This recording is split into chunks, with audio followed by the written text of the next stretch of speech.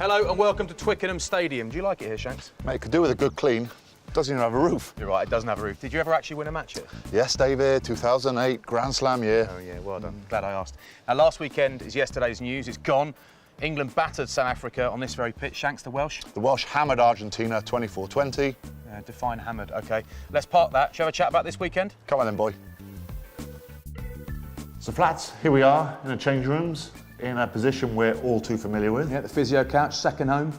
Now, you predicted last week an England win by 15 to 20 I wasn't points. far off, was I? You were near enough, bang on. You should be a pundit. There's no money in it, mate. How impressed were you with England's victory?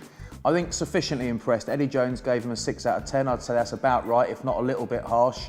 I think it's all tempered by how poor South Africa were and are. I think it's sad to see, and I think they might get worse before they get better, frankly. But England still had to go out and deliver against South Africa, and they did score a lot of points, which is impressive in itself. They can only play what's there. Ben Young's electric. Billy Vunipola, as per, just world class. I mean, he's the best number 8 in the world at the moment. You love the Vunipolas, don't you? I do love him a little bit, maybe a little bit too much actually. He was fantastic again, always is.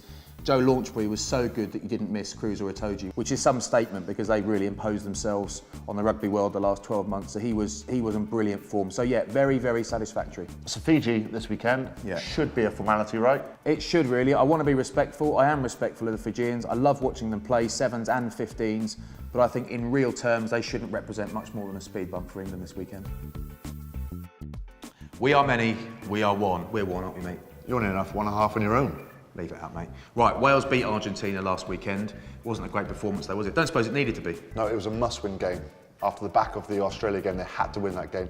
The pleasing thing for me was the set piece was good. The scrum, the line-up was solid. Wales rely so heavily on a set piece like that. Alan Wynne-Jones was incredible. Oh, he's mega. Shoe-in for the Lions, got to be. Has to be a shoe-in for the Lions. And Liam Williams on the wing, incredible. It's very difficult to make an impact like he did off the wing. Right, Argentina beating its Japan this weekend. Surely Wales are going to make it 2 from 3, aren't they? Yeah, has to be. Japan at home in the Principality Stadium. I'd like to see them throw the shackles off and just express themselves on the field. I'd love to see someone like Keelan Giles scoring tries all the time at the moment.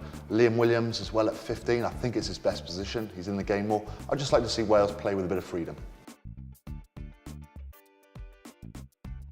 So we've got a hashtag. You got a hashtag? Yep, hashtag this is our game. Your game? Yep. Sharesies? Nope. OK.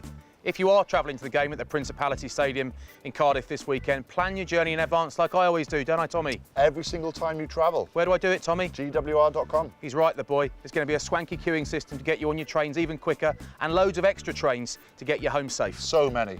How many? Enough. Enough. Have a great weekend, guys. Ta-da. Bye-bye.